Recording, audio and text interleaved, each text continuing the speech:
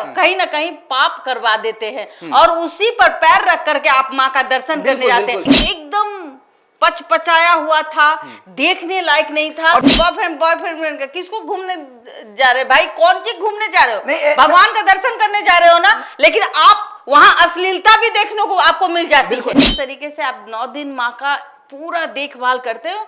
जब आप 10वां दिन को उनका विदाई करते हैं माँ दुर्गा का, तो विदाई का भी रूप उस तरीके से हो।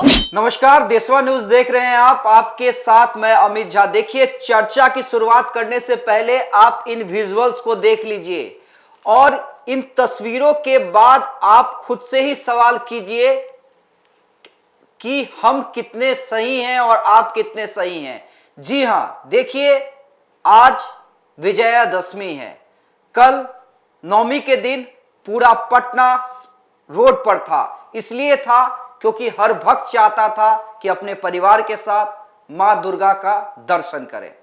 लेकिन यह विजुअल हैरान करने वाली है।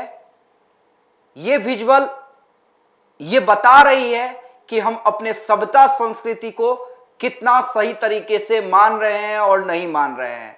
देखिए, इस पे हम चर्चा करेंगे और हमारे साथ चर्चा करने के लिए हमारी ब्रांड एम्बेसडर बबीता मिश्रा जी मौजूद हैं।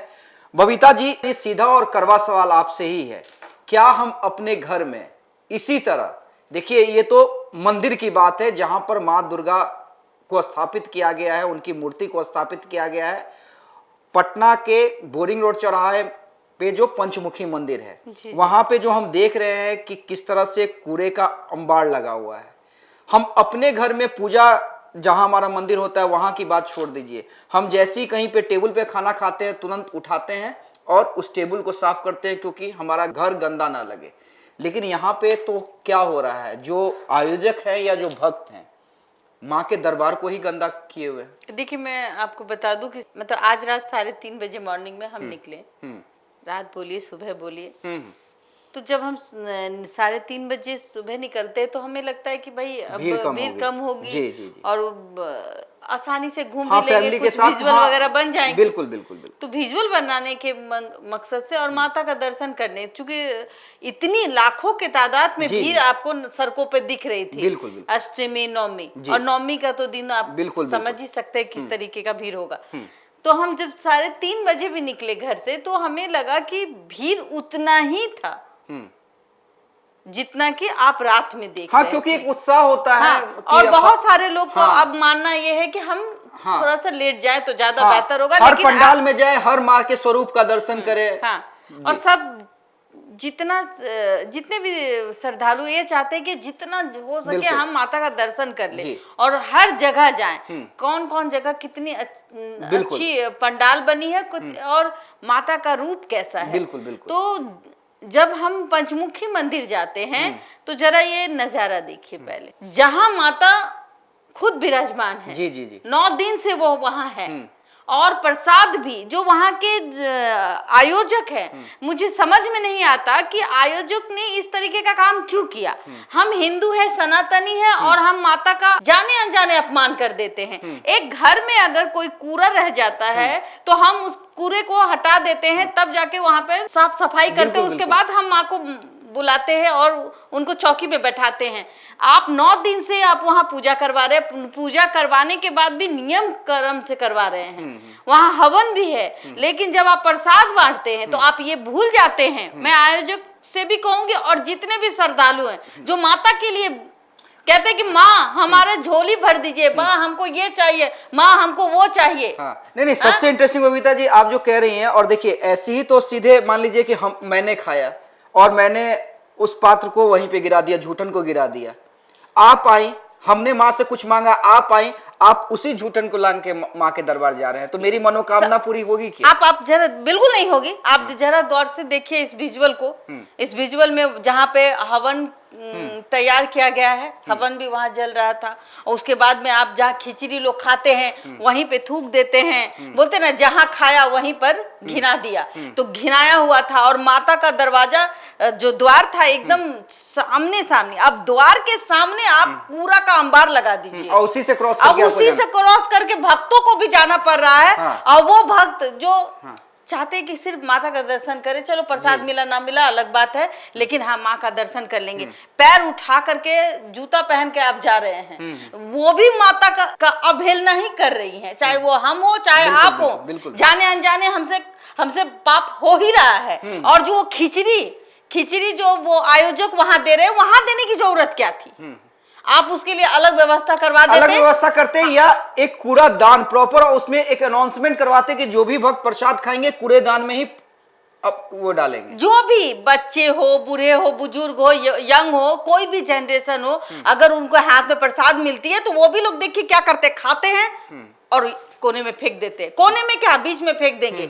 वहां हवन की सामग्री जल रही है, वहां भी फेंक देंगे। एकदम पचाया हुआ था, देखने लायक नहीं था। और ये तो प्रसाद का भी अपमान है ना, सिर्फ माँ का अपमान है, प्रसाद का भी अपमान है। अगर हम लोग कोई प्रसाद अगर गलती से गिर जाता है तो प्रसाद को तुरंत जमीन से उठा के खा लेते हैं, या प्रसाद में पैर नहीं लगना चाहिए। पैर नहीं लगना चाहिए। अगर प्रसाद आपको कोई दे रहा है, प्रसाद गिर गया तो वो पैर में लग गया, फिर भी आप उसको उठा के खा लीजिएगा। लेकिन यहाँ जब आप खिचड़ी तो प्रसाद है ना, हाँ, बिल्कुल महाभोग है, अब उस भोग को आप ले रहे हैं, खा रहे हैं और उसी भोग को फिर कोने में फेंक दे रहे हैं। और कुछ ना कुछ तो अंश होगा ही, ऐसा तो नहीं है कि भाई पूरा क्लीन हो गया। आप ऐसे तो चाट के एकदम खत्म कर दिए, कुछ अंश प्रसाद का तो होगा ही महाभोग, बिल्कुल वहां रह जाता है।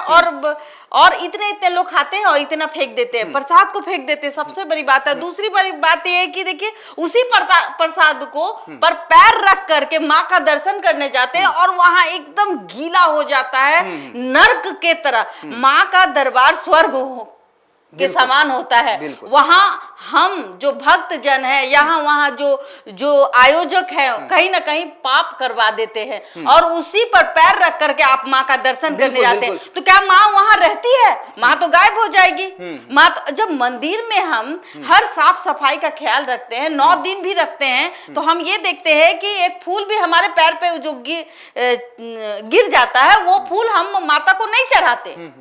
अगर प्रसाद भी पैर लग जाती है भूले, जबकि उस प्रसाद का अभी भगवान को हमने चढ़ाया नहीं, वो प्रसाद नहीं चढ़ती है।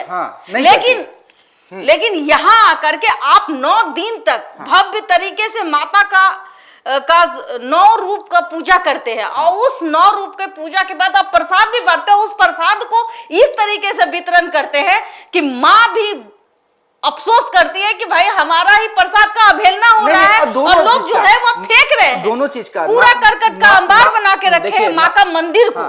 ना सिर्फ माँ की अवहेलना होती है, बल्कि महाभोग का भी अपमान होता है। बिल्कुल, क्योंकि देखिए क्रॉस तो देखिए लोग क्या चाहेगा कि चलो यार कूड़ा है, कचरा है, लेकिन हमें तो माँ का दर्शन करने जाना है तो हम तो क्रॉस करेंगे ही। बिल्कुल, यानी आपने महाभोग पे भी पैर रखा, बिल्कुल, और उसी झूठे पैर से आप गए माँ के दरबार के पास। तो अपमान दोनों चीज, वो तो पाप हो लग गया ना? पाप जाने अनजाने में तो लग गया। और जिसने वो खा करके फेंका, खैर हमें तो लगता ही नहीं कि वो सनातनी है, या फिर उनको माता को देखने जाना था। उनको भीड़ भड़का में धक्का धुक्की करने जाने का मन होता है, सेल्फी खिंचाने का मन होता है, उनको माता का दर्शन नहीं करना चाहता है। दुनिया भर का आप देखिएगा, कल हम जब 3:30 बजे निकले हैं तो सिर्फ लड़का लड़की बाइक में बैठ करके घूम रहा है और माँ बाप को पता नहीं है कि बॉयफ्रेंड किसको घूमने जा रहे, भाई कौन चीज घूमने जा रहे हो?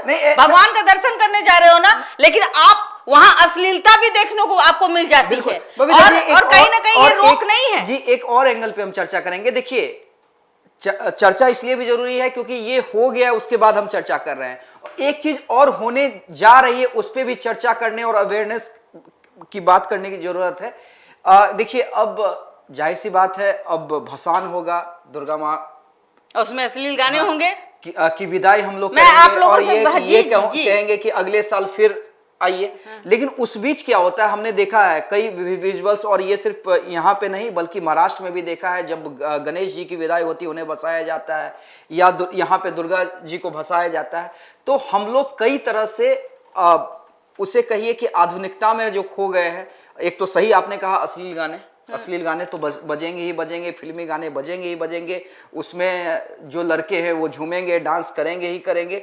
उसके बाद जिस तरह से तरीके से भसाया जाता है, मतलब सीधे आप जिस माँ को या जिस देवता को बुला रहे हैं इतने खुशी से, जब उनकी विदाई करते हैं तो सीधे ऐसे गिरा देते हैं। मूर्ति कहाँ गिर रही है, क्या हो रहा है, नियम नहीं होता, कोई नियम नहीं होता है। तो उस पे आपका क्या कहना है, ताकि इस तरह की गलतियां हम लोगों से ना हो या जो भी आयोजक हैं उनसे ना हो? मैं जितने भी आयोजक है, जो बिहार, बंगाल, पूरे भारत में माँ दुर्गा को बहुत धूमधाम से नवरात्रि का त्यौहार मनाया जाता है। आज विजयदशमी है और अब जब माँ विसर्जन की ओर प्रस्थान करेंगी तो उसी प्रकार, जिस प्रकार आप अपने माँ को घर में लाते हैं, 9 दिन उनका सेवा सत्कार करते हैं, एक भी ऐसा एक दीप को बुझने नहीं देते हैं। जी, बिल्कुल। हाँ बिल्कुल। और उस दीप को बुझ, अगर वो मतलब किसी कारणवश बुझ जाता है तो मन में बहुत सारी वो होता है, सवाल होते हैं, क्यों बुझ गया, क्या हो गया, क्या होगा, माफी मांग के जलाते हैं, माफी मांगने लगते, भगवान हमसे कोई गलती हुआ तो माफ कर दीजिएगा।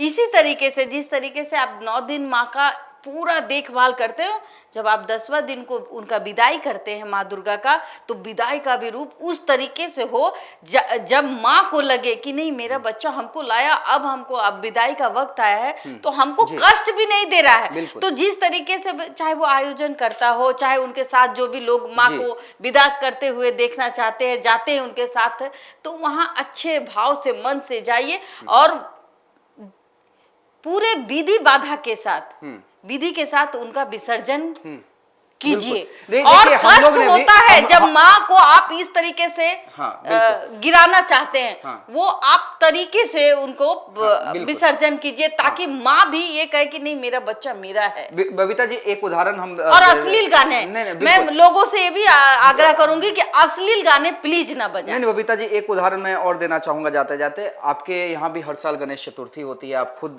गणेश भगवान को स्थापित करती हैं और हम लोग भी जाते हैं विसर्जित करने के लिए। जो हम लोग तरीका अपनाते हैं हर समय, जब रास्ते में गणपति बप्पा मोरिया, और जिस तरह से हम लोग प्रॉपर उनकी विदाई करते हैं, बिल्कुल अगर हर सनातनी ये कर ले, हर हिंदू धर्म या किसी भी धर्म में जो फॉलो करते हैं, अपने धर्म को सही तरीके से मान ले, तो हमें नहीं लगता है इस पे चर्चा करने की जरूरत है। चर्चा करना पड़ा। आप देखिए, मैं भी जब गणेश विसर्जन करने जाती हूँ तो गले लिपटती हूँ, मैं विधि पूर्वक उनका विसर्जन करती हूँ।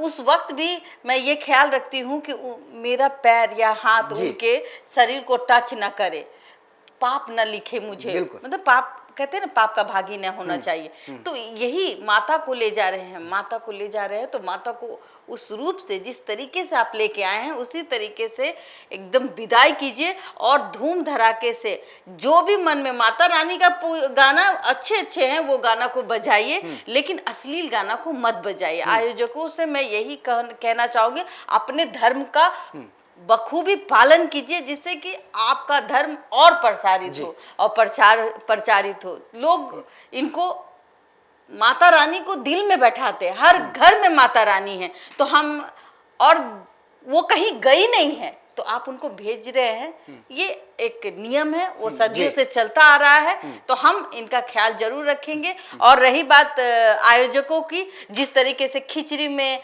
और बोलते हैं कि घर के अगर कूड़ा रख दिया जाए, घर के आगे अगर कूड़ा का अंबार सजा दिया जाए, उसके बाद बोले कि आप आइए और मेरे घर आके बैठ के खाना खाइए, तो वो चीज माता रानी तो दूर की बात है, एक आम आदमी भी नहीं जाके उनके घर में बैठ के खाना खा पाएंगे। तो जितने भी आयोजक हैं, आने वाले जो दुर्गा पूजा हमारे यहाँ फिर धूमधाम से होगी, मैं उनसे रिक्वेस्ट करूंगी कि जिस तरीके से वो अंबार दिखा कूड़े का, और जिस तरीके से लोग खा के फेंक रहे हैं, थूक फेंक रहे हैं, तो कहीं ना कहीं माता को भी कष्ट है और माता के जो सच्चे भक्त है उनको भी कष्ट है। चलिए इसी तो ऐसा ना इसी नोट पे हम इस डिबेट को खत्म करना चाहेंगे। और देखिए, ये चर्चा इसलिए जरूरी है क्योंकि इससे हमारे ही धर्म को आहत पहुंच रही है, हमारी ही भावनाओं को ठेस पहुंच रही है, हमारी ही दुर्गा माता जिन्हें आप पूछते हैं, वो